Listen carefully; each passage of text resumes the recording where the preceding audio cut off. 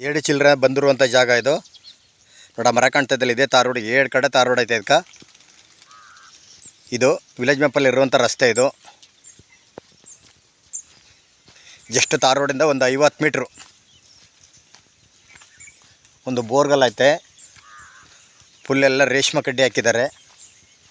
ಒಂದಷ್ಟು ತೆಂಗಿನ ಗಿಡಗಳೈತೆ. ರೇಷ್ಮೆ ಅಂತೂ ತುಂಬ ಚೆನ್ನಾಗಿ ಬೆಳೆದಿದ್ದಾರೆ. 2 ಚಿಲ್ಲರೆ ಬಂದಿರುವಂಥ ಜಾಗ ನೋಡಿ. ಇದೇ ತಾರ್ ರೋಡು, ಅದೇನೇ ತಾರ್ ರೋಡು. 2 ಕಡೆ ರಸ್ತೆ ಐತೆ ಇದಕ್ಕೆ. ಜಾಗ ಮಾತ್ರ ಸೂಪರ್ ಆಗಿದೆ. ಒಂದು 7-8 ತೆಂಗಿನ ಮರ ಐತೆ. ಒಂದು 2 ಜಮ್ನಿಯರ್ಲ ಮರ ಐತೆ. ಒಂದಷ್ಟು ಮಾಗೋನಿ ಹಾಕಿದ್ದಾರೆ.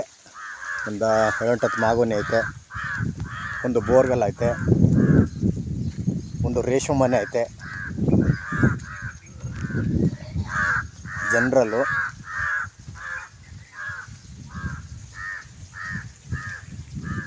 ಬೋರ್ವೆಲ್ ಅಂತೂ ಒಳ್ಳೆ ನೀರಿದೆ. ಒಂದು ರೇಷ್ಮೆ ಮನೆ ಐತೆ.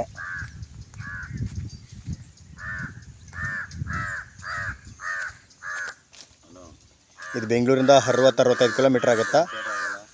ಕನಕಪುರದಿಂದ 12 ಕಿಲೋಮೀಟ್ರು. ಜಾಗ ಮಾತ್ರ ಭಾಳ ಸ್ಕ್ವೇರ್ ಆಗಿದೆ, ಸೂಪರ್ ಆಗಿದೆ.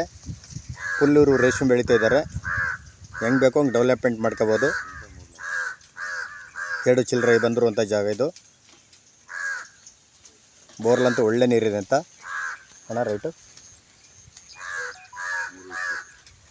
ಕುಂಟೆ 3,20,000 ಹೇಳ್ತಾ ಇದ್ದಾರೆ. ಕೂತ್ಕೊಂಡ್ರೆ ಹೆಚ್ಚು ಕಮ್ಮಿ ನೆಗೋಷಿಯಬಲ್ ಆಗೋದು. Direct owner ಕುಡಿಸ್ತೀವಿ. ಸಿಟ್ಟಿಂಗ್ ಕೊಡೋಣ. ಸುತ್ತ ಫೆನ್ಸನ್ ಮಾಡಿದ್ದಾರೆ ನೀಟಾಗಿಲ್ಲ ಅಂದ್ರೆ ಮೆಸ್ ಹಾಕ್ಸ್ಕೋಬೇಕು. ತಂತಿ ದೂರಕ್ಕೆ ಹಾಕ್ಬಿಟ್ಟಿದ್ದಾರೆ.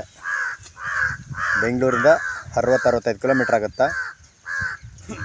ಜಾಗ ಮಾತ್ರ ಸೂಪರ್ ಆಗಿದೆ ನೋಡಿ. ಒಳ್ಳೆ ಭಾಳ ಸ್ಕ್ವೇರ್ ಆಗೈತೆ. ಇಲ್ಲೆಲ್ಲ ಫುಲ್ ಈ ಕಡೆ ಎಲ್ಲ ಫುಲ್ ಬೆಂಗಳೂರಿನವ್ರೆ. ನೇರ ಹತ್ರ ಇದೆ. ಒಳ್ಳೆ ತೋಟಗಳು, ರೇಷ್ಮೆ ಮನೆ ಇದೆ. 1-2 ಸಿಬಿ ಗಿಡ ಐತೆ. ಈ ಕಡೆ ಎಲ್ಲ ದೊಡ್ಡದು ಇವರು ಕುಂಟೆ 3,25,000 ಹೇಳ್ತಾರೆ. ಕೂತ್ಕೊಂಡ್ರೆ ಹೆಚ್ಚು ಕಮ್ಮಿ ನೆಗೋಷಿಯಬಲ್ ಆಗ್ಬೋದು. ಬೆಂಗಳೂರಿಂದ 165 ಕಿಲೋಮೀಟ್ರ್ ಆಗುತ್ತಾ, 65 ಕಿಲೋಮೀಟ್ರ್ ಆಗುತ್ತಾ. ಕನಕಪುರದಿಂದ 12 ಕಿಲೋಮೀಟ್ರ್ ಆಗುತ್ತಾ. ಕನಕಪುರ ಮಳವಳ್ಳಿ ಹೈವೇ ರೋಡಿಂದ ಒಳಗಡೆಗೆ ಒಂದು 2-2.5 ಕಿಲೋಮೀಟ್ರ್ 3 ಕಿಲೋಮೀಟ್ರ್ ಆಗುತ್ತಾ.